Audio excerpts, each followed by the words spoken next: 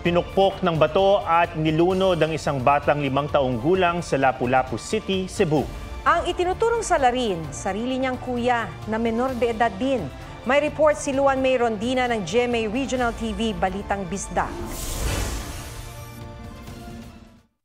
Puno ng pasa at sugat sa mukha ang 5 taong gulang na batang ito sa Lapu-Lapu City sa Cebu. Hinampas umano siya ng bato at nilunod ng kanyang 14 anyos na kapatid sa ina. Isinumbong siya ng 8 taong gulang nilang kapatid na kasama nilang naliligo noon sa dagat.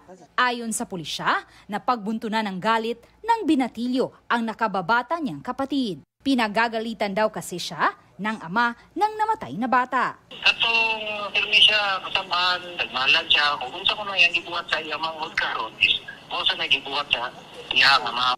Nitong May 3 lang, inireklamo sa barangay ang binatilyo matapos umanong manuntok. Napag-alaman ding binagbuhatan niya ng kamay ang sariling ina at iginapo sa kahoy ang isang nakababatang kapatid. Nasa kustodiya na siya ng Home Care for Children. 14 years old man siya, ma'am.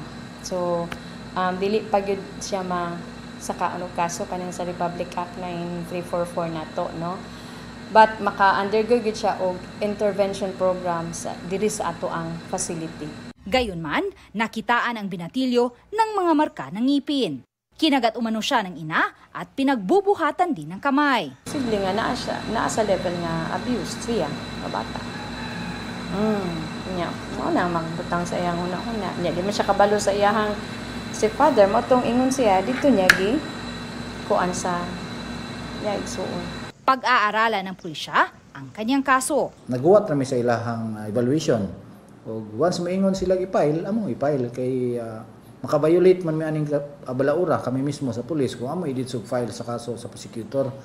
Ayon naman sa nanay ng binatilyo, gusto niyang manatili muna sa home care facility ang anak. Luan May Rondina ng GMA Regional TV Balitang Bisdak, nagbabalita para sa GMA Integrated News. Mga kapuso, alamin ang State of the Nation. Mag-subscribe sa GMA Integrated News sa YouTube.